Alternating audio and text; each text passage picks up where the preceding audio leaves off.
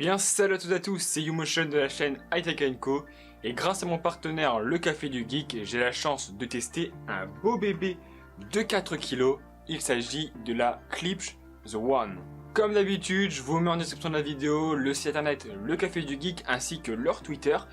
Et je vous rajoute également leur Tipeee parce qu'ils ont de très gros projets, notamment celui d'ouvrir un open space à Paris. Je vous laisse donc checker tout ça en description de la vidéo. Dans cette vidéo, on va donc tester une enceinte Bluetooth de la marque Klipsch. Klipsch, c'est une marque américaine qui a son siège à Indianapolis et qui a été créée en 1946. C'est une marque qui propose des systèmes son. Il propose des enceintes Bluetooth, mais également des barres de son et des home cinéma. Klipsch, c'est une marque qui est pas très connue du grand public, et pourtant c'est une marque qui est mondialement connue dans le domaine de l'audio. Klipsch a sorti il n'y a pas très longtemps une nouvelle gamme de produits, la gamme Héritage. Cette gamme de produits se caractérise par un design assez vintage. Dans cette vidéo, on va donc tester la The One, une enceinte Bluetooth de la prestigieuse marque Klipsch, enceinte Bluetooth qu'on peut retrouver à un peu moins de 300 €. On va commencer tout de suite par le design du produit et comme vous pouvez le constater, c'est assez vintage. Moi personnellement, je trouve ça très sympa, mais après ce sera pas forcément le cas de tout le monde. Je pense que le grand public justement préféreront les enceintes, par exemple celles de Sony, avec tout ce qui est les LED, etc. En tout cas, une chose est sûre, une enceinte comme cette Klipsch dans votre salon, c'est ultra classe.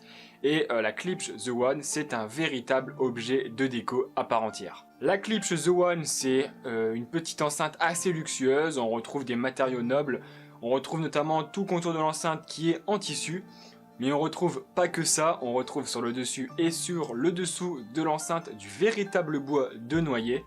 D'ailleurs, pour ceux qui n'aiment pas la couleur marron, sachez qu'il existe également la version noire. Mais l'enceinte n'est pas qu'en bois et qu'en tissu, puisque le logo de la marque est en cuivre, ainsi que le panneau de contrôle sur le dessus et à l'arrière de l'enceinte qui sont en cuivre brossé.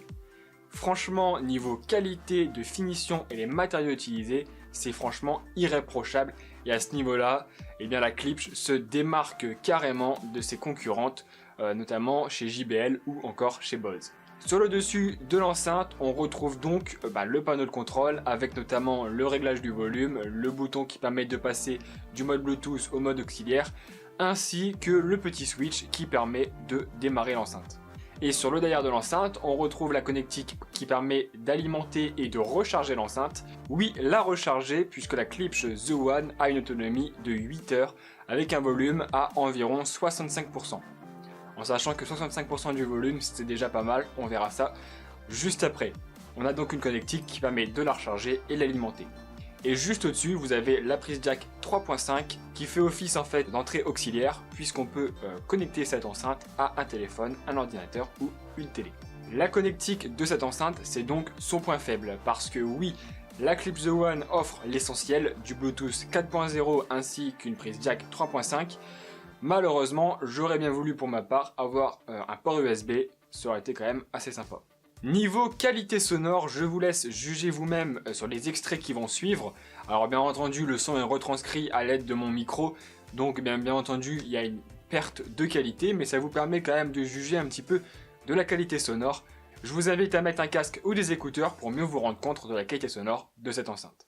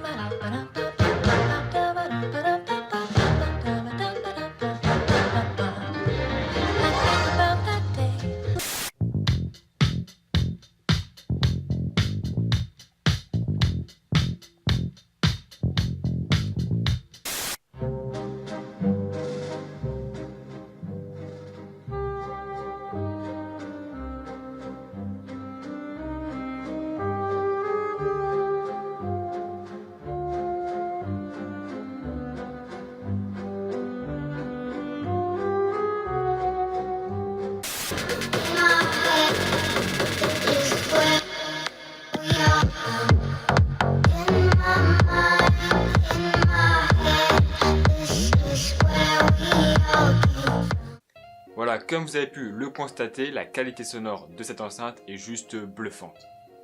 A vrai dire, peu importe le style musical qu'on va écouter avec cette enceinte, eh bien cette enceinte s'en sort toujours très bien. On a un son qui est très équilibré, même si à mon goût ça manque légèrement de médium, mais ça c'est mon avis personnel.